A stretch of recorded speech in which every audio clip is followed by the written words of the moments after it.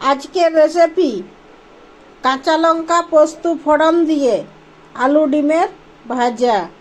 তার জন্য পোস্ত, কাঁচা লঙ্কা, ডিম আর আলু নিয়েছি। এরপর আলুকে ছুলে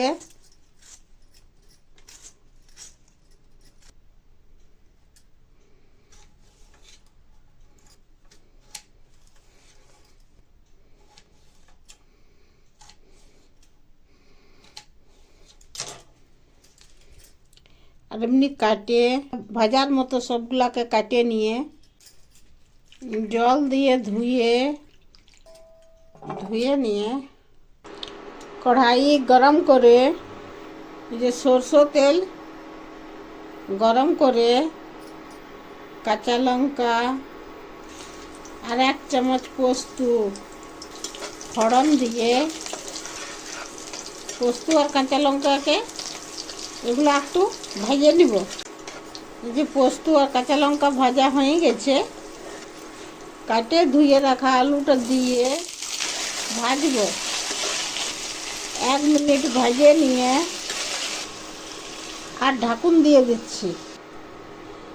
2 মিনিট পর ঢাকুনটা খুলে নিয়ে আর ভাজব।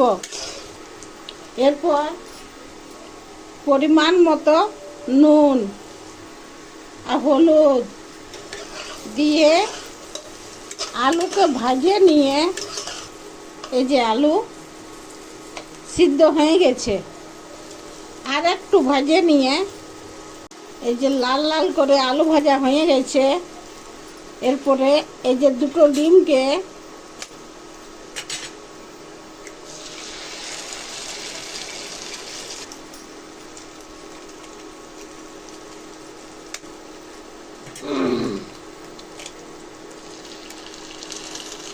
ডিমকে দিয়ে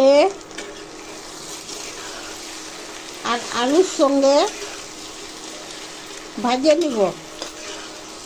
আলুর সঙ্গে ডিমের ভাজা হয়ে গেছে, এই যে ভাজা হয়ে গেছে। এরপর আঁচটা বন্ধ করে দিয়ে এই যে নাভায় আর বাটে নিব।